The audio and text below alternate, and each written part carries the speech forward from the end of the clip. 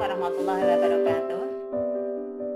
Hai, selamat pagi anak-anak kelas 7. Apa kabar kalian hari ini? Semoga hari ini kalian dalam keadaan sehat walafiat, tidak kekurangan suatu apapun.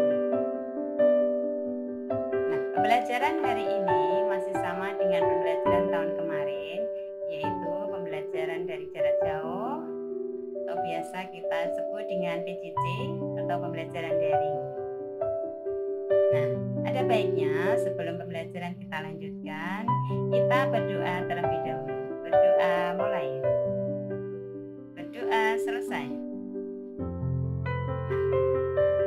Pada pertemuan kita yang pertama ini, perkenalkan terlebih dahulu nama Ibu Utumini SPD.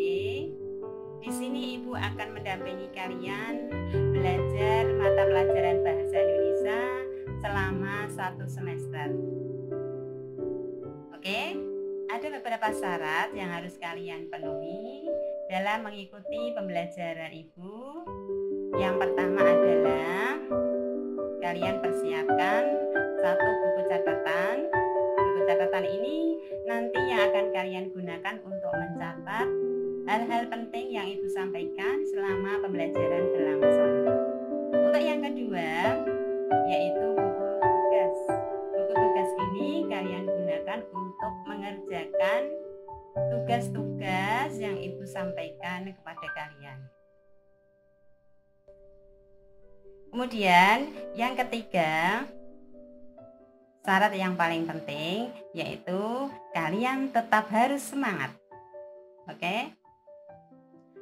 Ada 4 materi nanti yang Ibu sampaikan, atau 4 teks atau 4 bab yang harus kalian kuasai dalam 1 semester ini. Yang pertama yaitu teks deskripsi, yang kedua teks cerita fantasi, yang ketiga teks observasi, dan yang keempat adalah teks prosedur. Nah, untuk pembelajaran yang pertama ini kita akan belajar mengenai teks deskripsi. Masih semangat bukan? Ayo kita perhatikan.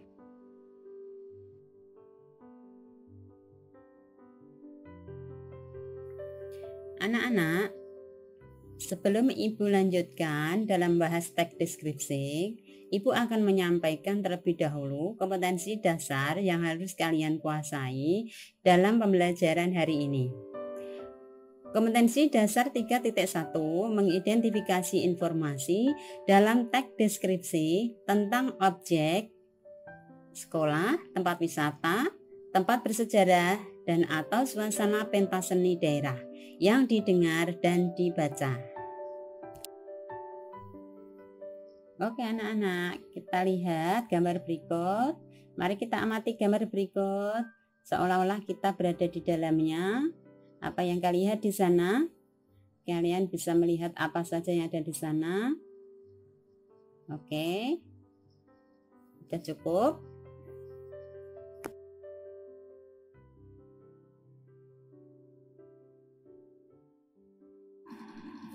Setelah kalian melihat gambar tadi, maka jawablah pertanyaan sebagai berikut. 1. Apa yang saja yang kalian lihat dalam gambar tersebut? Coba kalian sebutkan ya. Dan yang kedua, ceritakan secara rinci isi gambar tersebut sejelas-jelasnya. Oke, silakan.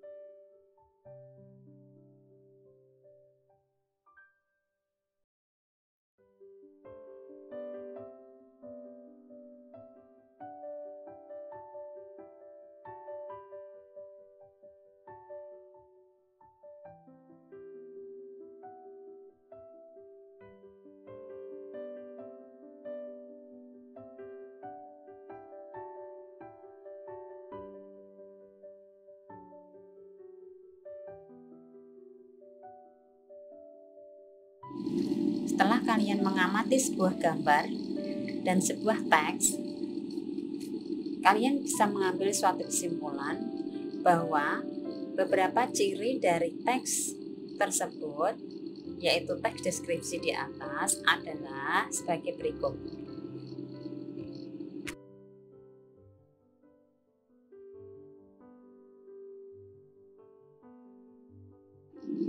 Satu, ciri-ciri teks deskripsi dari segi tujuan, yaitu menggambarkan objek dengan cara memerinci objek secara subjektif sesuai sudut pandang penulis. Berikutnya, menggambarkan objek secara rinci. Selanjutnya, menggambarkan atau melukiskan objek sekonkret mungkin, sehingga pembaca seolah-olah mendengar, melihat, dan merasakan sendiri dengan apa yang dideskripsikan. Oke, kita lanjutkan lagi.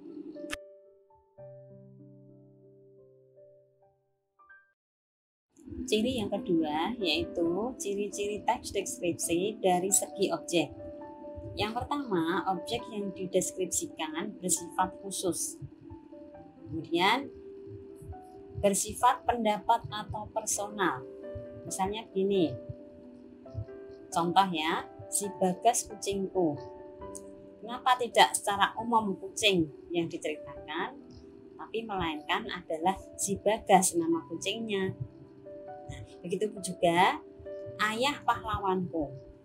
Kenapa tidak pahlawan secara umum, melainkan pahlawan yang dimaksud dia adalah ayah. Nah, ayah menurut pendapatnya secara pribadi, bagi dia adalah seorang pahlawan. Gitu ya. Begitu juga ibu kebanggaanku.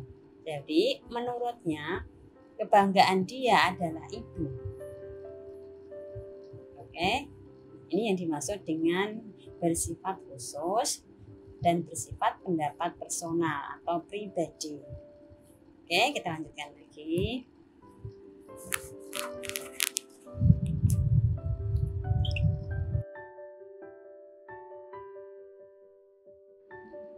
Tiga, ciri-ciri teks deskripsi dari segi isi. Yang pertama, isi teks deskripsi dirinci menjadi perincian bagian-bagian objek. Yang kedua, menggambarkan secara konkret. Ini bisa dilihat secara nyata. Kemudian bersifat personal dengan kandungan emosi yang kuat. Contohnya begini ya. Misalnya, ombak menggempur kemolekan pantai. Di sini ada kata kemolekan, kenapa tidak ditulis biasa saja yaitu indah. Nah, ini yang dimaksud dengan kandungan emosi yang kuat. Jadi kata kemolekan mengandung sifat emosi yang kuat. Begitu juga ibuku wanita yang sangat tulus dan ramah dan penuh kasih. Kenapa tidak ditulis saja ibuku wanita yang baik? Nah, ini adalah salah satu contoh dari kalimat yang mengandung emosi yang kuat. Gitu ya, paham? Nah, kita lanjutkan. Selanjutnya 4, ciri-ciri teks deskripsi dari segi bahasa. Yang pertama, menggunakan kata-kata khusus untuk mengkonkretkan warna. Misalnya kata kuning, hijau, merah. Kenapa bukan warna yang disebut, melainkan kata khususnya. Jadi di sini untuk memperjelas suatu makna. Oke, kita lanjutkan. Yang kedua, menggunakan kalimat rincian untuk mengkonkretkan. Contohnya begini, ibuku orang yang sangat baik. Dia berusaha menolong semua orang. Dia ramah dan tutur katanya lembut. Nah, kenapa tidak dikatakan bahwa ibuku orang baik saja, harus diperjelas lagi dengan suka menolong, ya, ramah, kemudian bertutur kata lembut dan sebagainya. Oke, kita lanjutkan. Menggunakan kata sinonim dengan emosi yang kuat. Ya, seperti contoh tadi. Di sini sinonim dari kata indah. Indah itu sinonimnya bisa elok, bisa permai, bisa molek, bisa mengagumkan, bisa memukau, dan menakjubkan. Biasanya yang digunakan adalah kata-kata yang mengandung emosi yang kuat. Contohnya elok, permai, molek, mengagumkan, memukau, dan menakjubkan. dan bukan menggunakan kata indah. Gitu ya. Oke, kita lanjutkan lagi.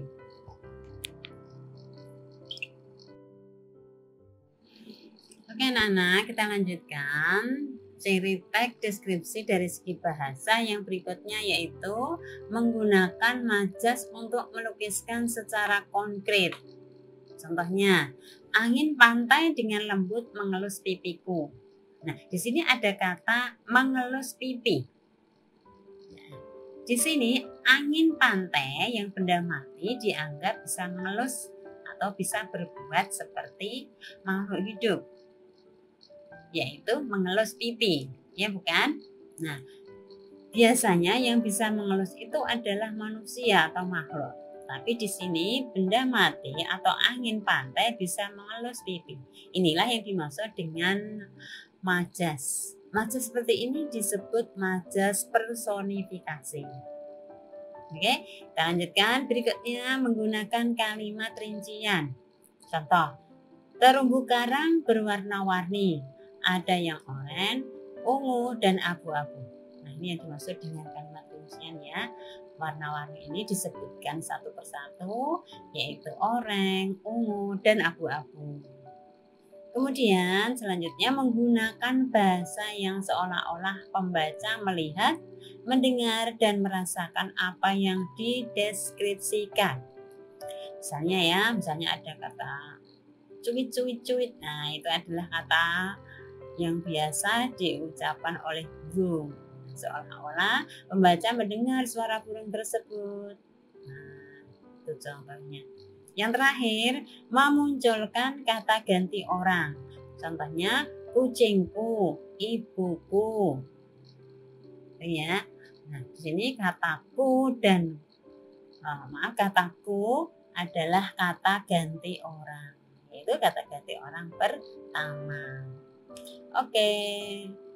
Nah, untuk pertemuan yang pertama ini Ibu cukupkan sekian.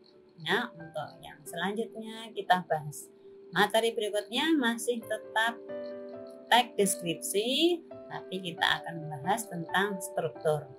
Oke, semoga yang saya sampaikan ini bermanfaat untuk kalian. Saya akhiri, kita baca hamdalah bersama-sama. Alhamdulillahirobbilalamin. Assalamualaikum warahmatullahi wabarakatuh.